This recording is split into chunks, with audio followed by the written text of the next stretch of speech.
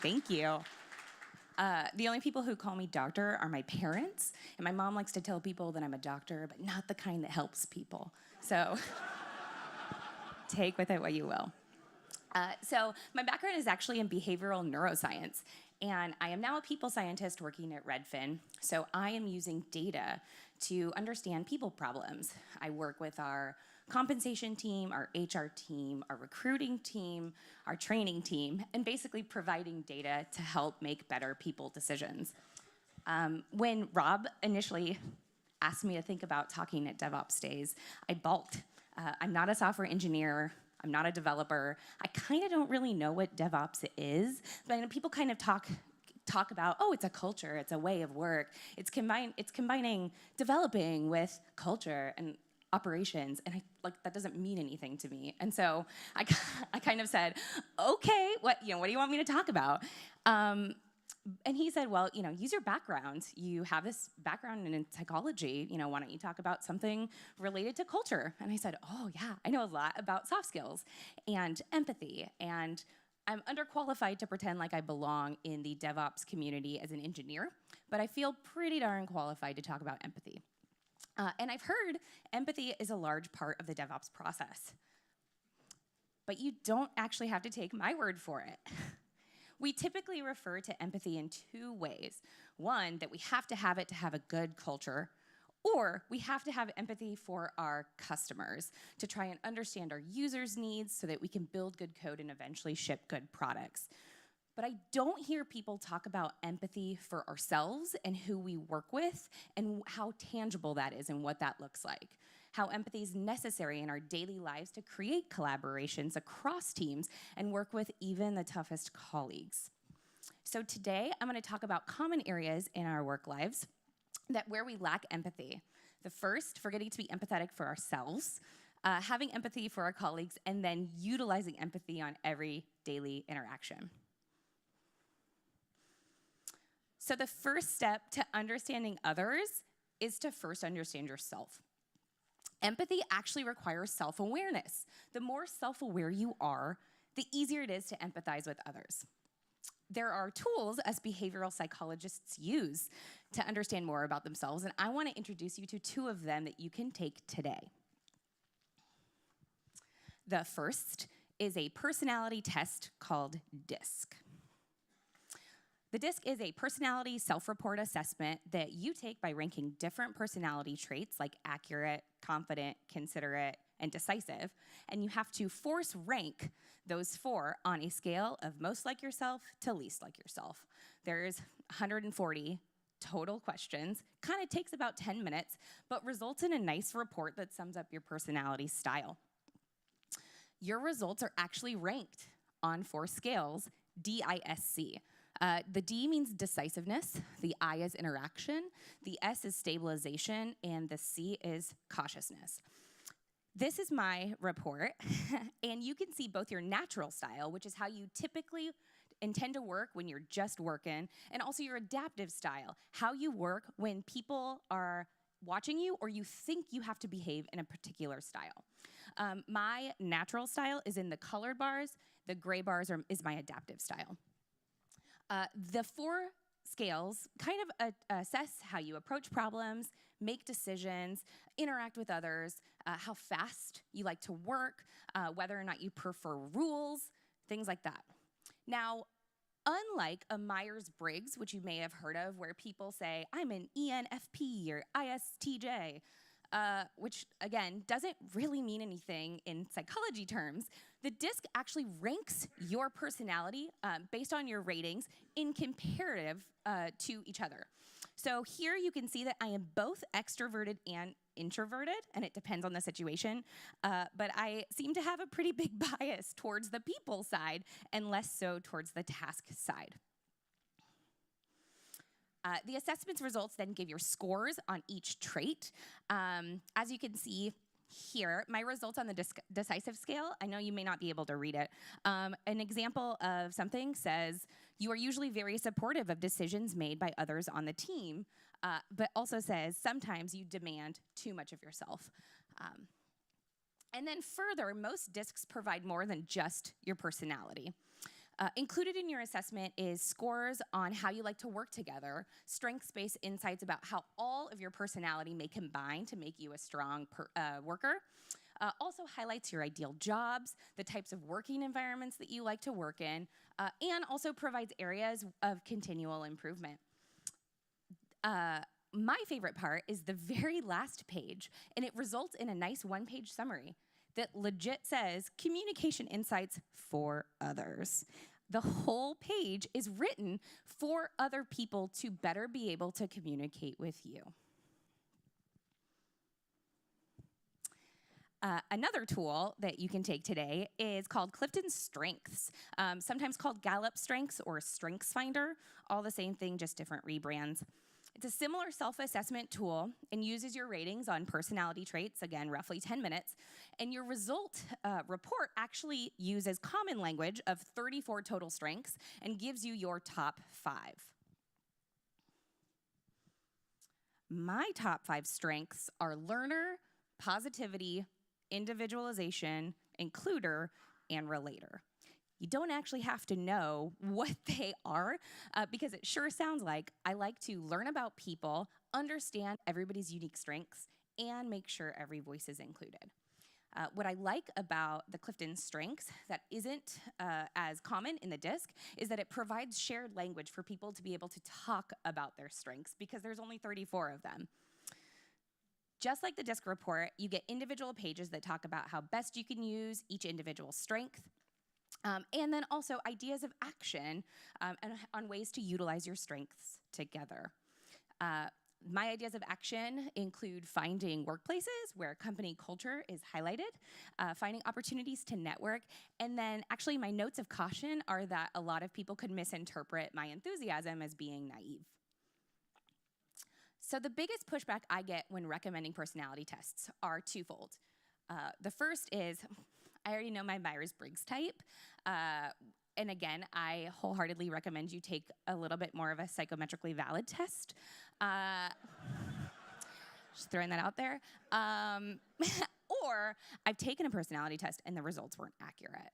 And to be fair, no personality test is going to be 100% accurate. But any psychometrically valid test has been normed across a wide sample of people. So you should be able to read a report and think at least 80% of these statements are true. Read through the report, read some statements, and try to learn more about yourself. Because again, you were the person who took the test. I would caution against that 20% that you maybe don't think fits like you. Really reflect to see that maybe it is you and you just don't know how you're showing up. So these were just 2 personality and strengths assessments I've used in the workplace, but there's a lot. You may have heard of, besides the DISC and Clifton Strengths, you may have heard of things like the Predictive Index or the Big 5, but I wholeheartedly recommend you find a psychometrically valid personality test to understand more about yourself. So that was self-awareness. The second part of empathy is what we call perspective taking. It's important to understand who our teammates are and how they best like to communicate. This is the second part of empathy, and it's really understanding the ability to understand someone else's perspective. Makes sense. Since we're all going to go take some personality tests right after this, I recommend using them to understand your teammates. Legit, just sit down and share your results with your teammate.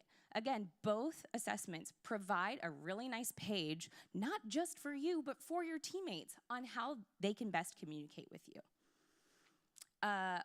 One of my tips for communication says, break the ice with a personal comment, which I love. So a little story. My 10th grade world history teacher, Mr. Albee, told me that I didn't respect authority because I sassed off to him when he asked us to watch yet another video to learn about history. And it still shows today because my results say, don't threaten Sarah with position or power. Still true. Now, the cool part about this tip is that you don't actually have to sit down with your teammate if you don't want to. You can just hand her the page and say, here you go. But I actually recommend sitting down and having a conversation with your team or the people that you work with most often, even if they're not your team, to have a short conversation about how you can best work together. That's also why I recommend full team events, where you share your personality or your strengths together. So this is an example, and you may not be able to read it. It's more for visualization that, like, this actually happened. I didn't create this. This is an example of something I went through with that People Lab team.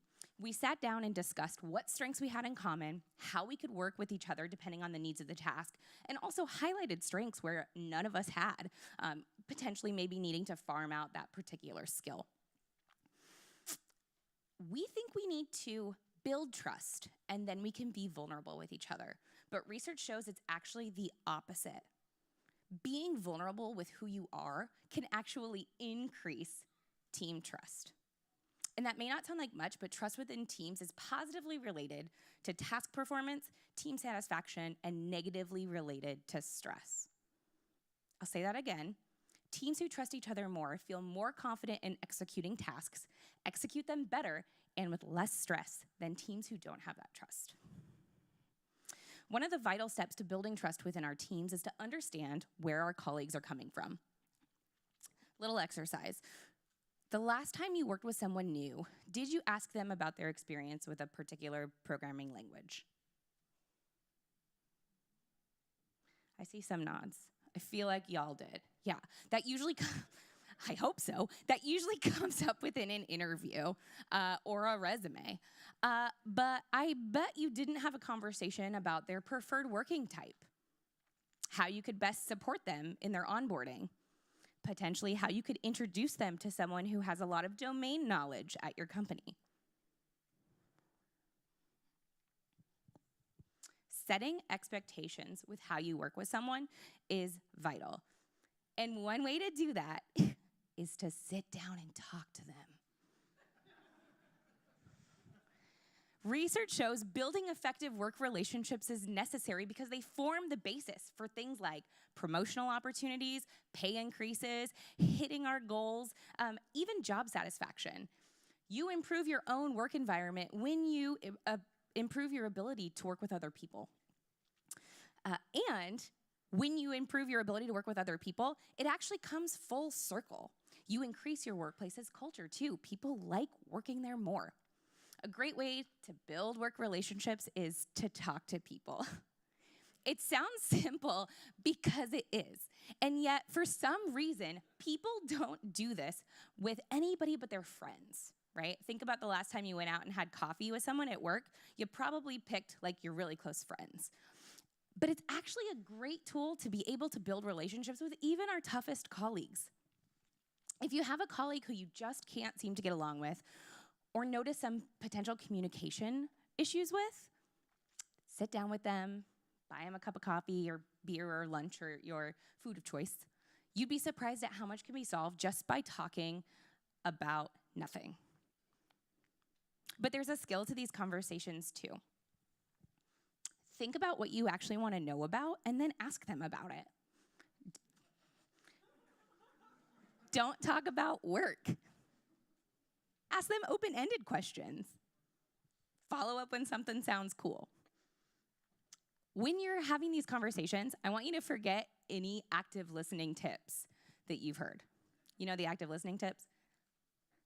Yeah, no, that means you're faking paying attention. If you have to fake it, you're not actually paying attention. Be curious about their life. Learn more about who they are as a person. Allow yourself some vulnerability to respond with a story to identify something that they said. If they have a story about adversity or a tough time that they have, do not respond with a phrase that starts with, at least.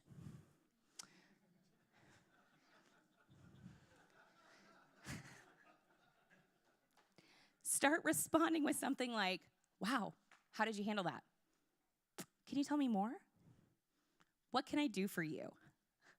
It's great. So let's say we've sat down with a colleague. We bought them coffee. You still feel like your relationship is difficult or you don't quite understand what they do on a daily basis. Do a Gemba walk. We've all said something to the effect of, I don't know what Jim does all day.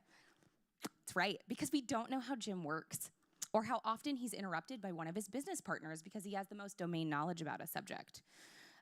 Potentially, we'd be able to understand Jim a little bit more and, in turn, have some more empathy for him just by asking him if we could watch him for a few hours because we want to be able to work with him.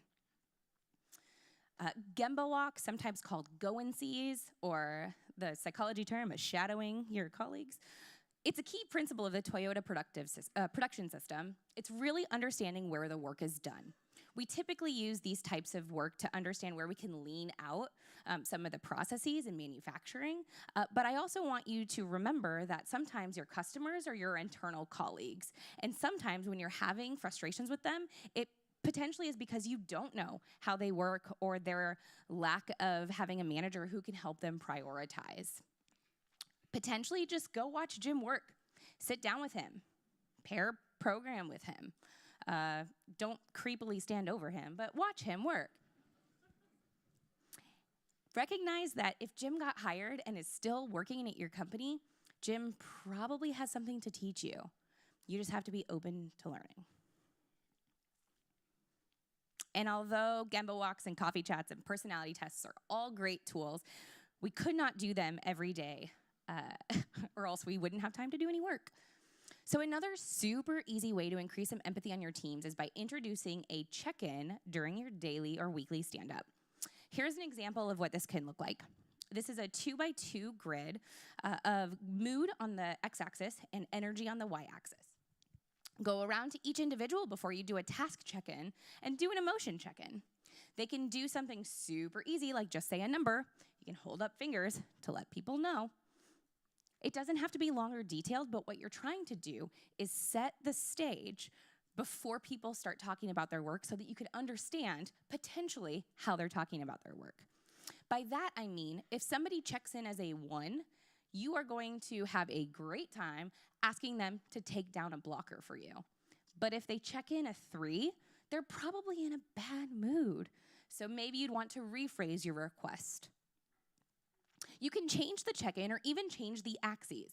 You can do a thumbs up, sideways, thumbs down thing. An engineering team I used to work with preferred a 1 to 5 scale where 1 was crappy and 5 was happy. It doesn't have to be anything long and detailed. What you're really trying to do, again, is set the stage. I recognize every team is different, but this change is super short, really simple to implement, and will increase your team's empathy ASAP. Okay, the last part of empathy is something we call emotion reappraisal. And this is being able to change the trajectory of an emotional response by reinterpreting the meaning of some sort of stimulus. It was like hardcore psychology speak. In other words, you need the ability to change your behavior in the midst of feeling emotional. It's super hard. So the first step in being able to do this is recognize that your decisions are wrought with cognitive biases. You've heard the term unconscious bias before, and usually people talk about this in reference to hiring. Maybe your team has implemented something like blind hiring, where you don't look at the candidate's name or degree information.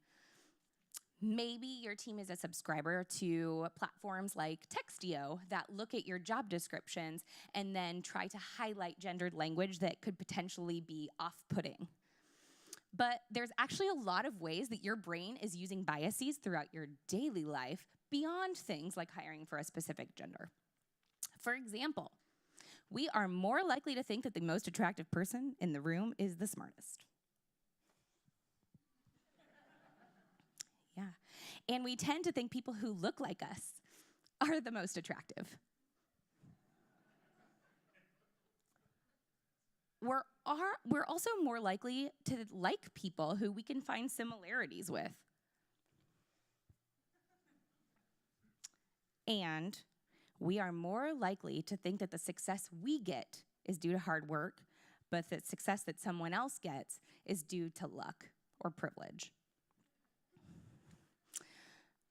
I've told you So far, two personal stories about myself. I blasted my personality results to a large audience of strangers because we're also more likely to like people with whom we can relate to. I was trying to use your biases for my benefit. All of these cognitive biases we have affect how we interact with everybody, even our colleagues at work. And it's hard to check your biases sometimes, but reading up on understanding more about other types of cognitive biases and really trying to be aware about the typical reasons why it seems like you may like one person so much and dislike someone else could potentially make you more empathetic and understanding.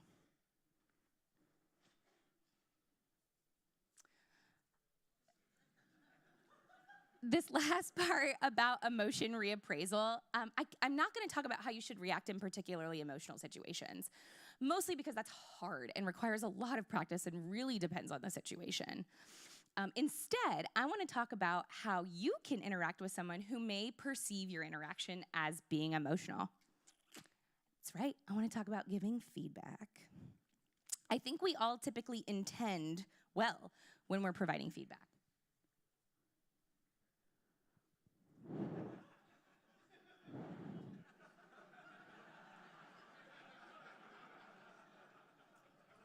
But sometimes we fail at the delivery.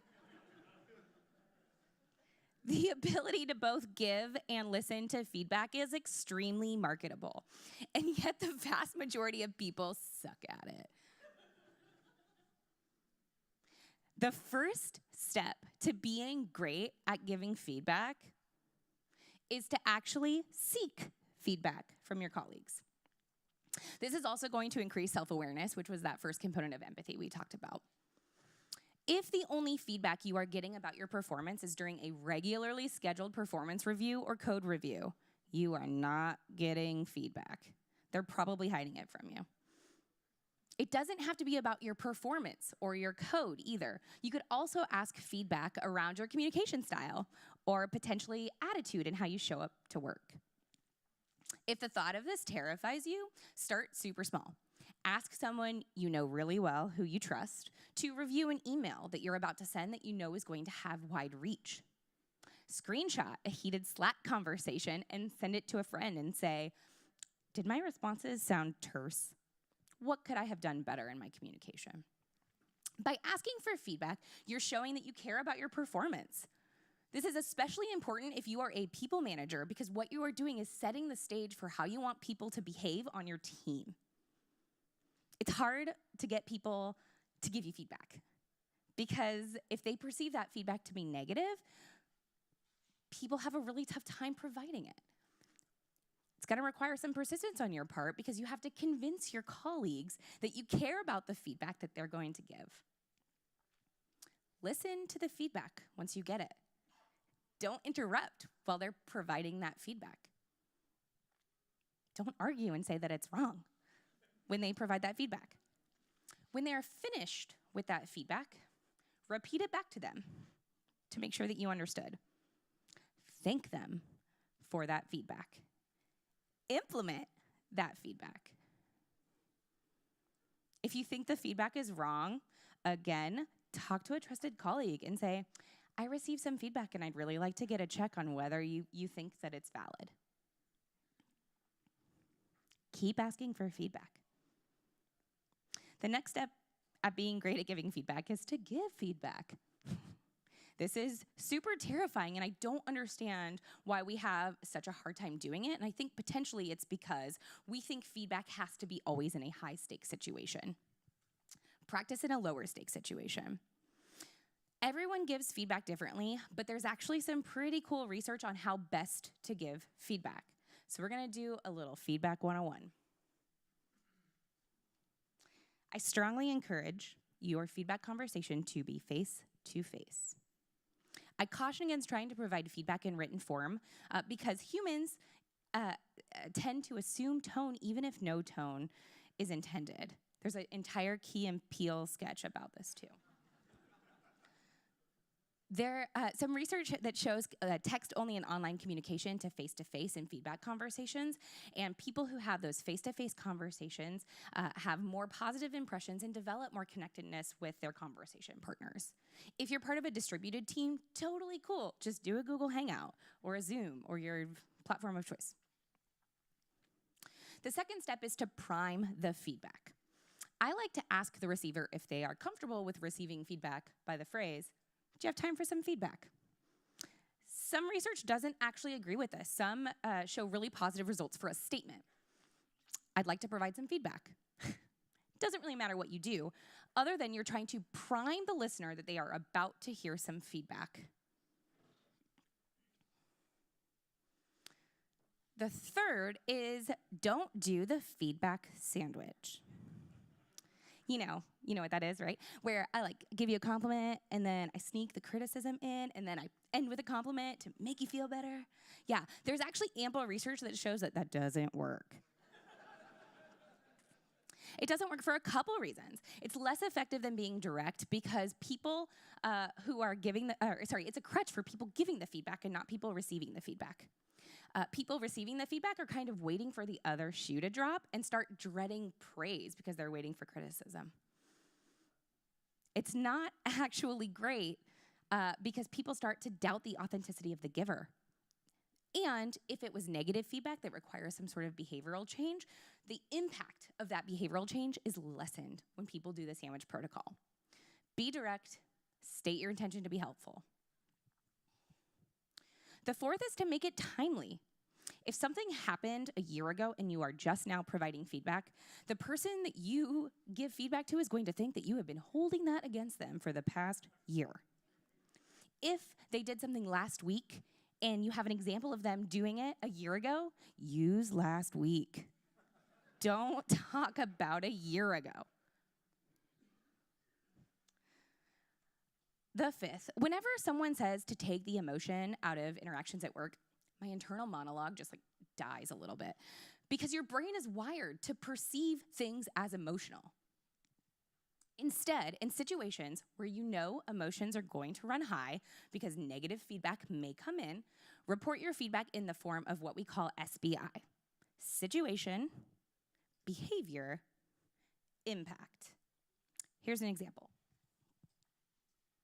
Yesterday at the exec meeting, you presented 2 slides and you were really unsure about them.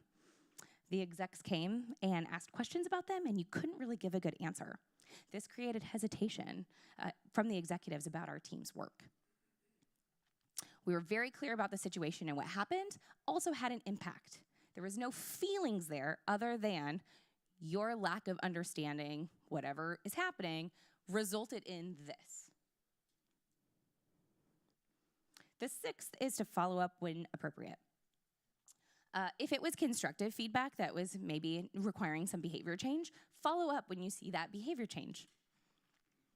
It's important to praise more than you provide negative feedback. I'll say that again. It is important to praise more than you provide negative feedback.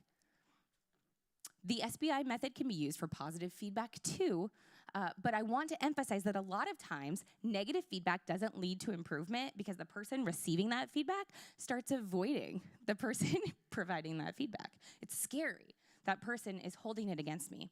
What you want to do is make sure that everybody understands that feedback is just a normal part of your day by making sure that you're providing the positive side of feedback too.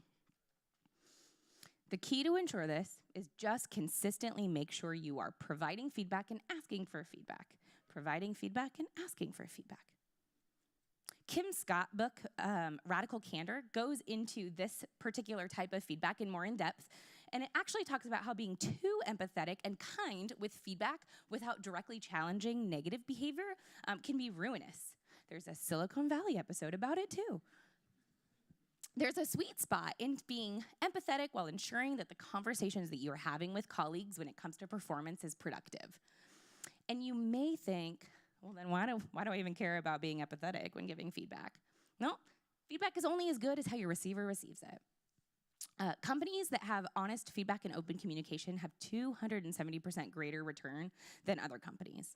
It's not just about being happier or more empathetic as a team, it's also about working well together. And high-performing teams share nearly 6 times the feedback as average teams. So we talked about the 3 features of empathy: self-awareness, perspective taking, and emotion reappraisal. And when we combine these 3 things, we can increase empathy for ourselves, for those we work with, and maintain better interactions across our daily life. My GitHub has links to my slides, also resources that you can read, like Google's unconscious bias training, some more about Feedback 101, and also links to personality tests that you can take that are psychometrically valid. You can also check out some of my Twitter followers for more punny song lyrics if that's more your style.